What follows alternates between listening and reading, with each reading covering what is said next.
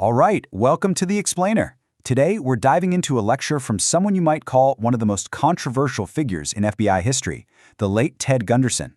I mean, this guy went from being a top FBI chief, a true insider, to basically its harshest critic. He started alleging a conspiracy so massive, it's pretty hard to wrap your head around. So the big question is, how does a man like that make such a dramatic turn? Let's get into it. In this quote right here, this is pretty much the core of his whole argument. Gunderson wasn't just, throwing out wild ideas. He insisted he was a conspiracy realist. He was saying, look, I'm not making this up. I'm just telling you what I found. This is really the lens through which you have to see his whole story. A man who spent his entire life upholding the law, only to conclude that the system itself was the real enemy. Okay, so before we jump into some of the really wild claims, we have to ask, who was this guy, Ted Gunderson? He actually spends a good chunk of his lecture laying out his resume, and for good reason. To really get why his words carried so much weight for some people, you have to understand the career that came before all the controversy. And what a career it was. I mean, look at this. Gunderson's path was like the quintessential FBI story. He joins up way back in 1951, chasing Soviet spies in New York during the Cold War, tackling organized crime, and he just kept climbing that ladder, all the way to the top. By the end, he was running the entire Los Angeles office. We're talking over 700 personnel. So let's be clear, this was not some random guy on the outside looking in. This man was the establishment. But here's the thing. After he retired in 1979, he didn't just go play golf. Nope. He opened up his own private investigation firm. And the story he tells is that his very first case, it wasn't just a case. He claims it was the thing that turned his entire world upside down. So this is the part of his lecture that he calls his awakening. This is the pivotal moment where his view of the world, and especially the government he'd served for almost 3 decades, just started to crack. And he really drills this point home. For him, this wasn't just another job, another file on his desk. He said it was the point of no return. This was the moment that put him on a completely different path, one he would stick to for the rest of his life. So what was this life-changing case? It was the Jeffrey MacDonald case. Dr. Jeffrey MacDonald was a Green Beret surgeon who was convicted of murdering his wife and 2 young daughters. He always claimed he was innocent, and Gunderson was actually hired by MacDonald's defense team to try and prove it.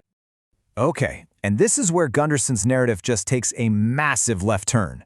The official story was cut and dry. Dr. MacDonald killed his family. But Gunderson's investigation, it led him to a theory that was, frankly, explosive. He claimed the murders were actually part of a satanic cult ritual. And get this, he alleged MacDonald was framed to cover up a huge military drug trafficking operation.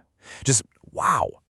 Now, for Gunderson, the MacDonald case wasn't just an isolated injustice. He saw it as the first thread he pulled on a much, much bigger sweater. And as he kept pulling, he believed he was uncovering this massive, secret war being fought right here on American soil. And just to give you a sense of the sheer scale of what he was claiming, take a look at this number. Gunderson told his audience that his sources confirmed that satanic cults were responsible for somewhere between 50 and 60,000 human sacrifices in the U.S. every single year. I mean, that is just a staggering figure.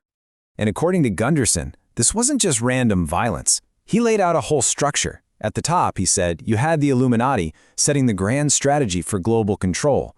Then you had this nationwide network of satanic cults doing the dirty work, kidnapping, sacrifices.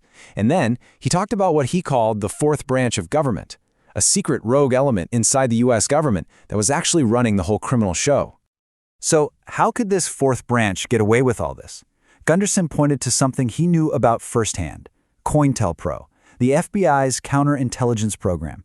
And in what is a pretty shocking admission, he basically said, yeah, I ran these kinds of operations myself against groups like the Black Panthers. But now he claimed those very same tactics, disinformation, setting people up, sabotage, were being used against him. And that brings us to the personal toll he claims he paid for all of this. A huge part of his lecture is just detailing this relentless, brutal campaign that he says was designed to shut him up for good.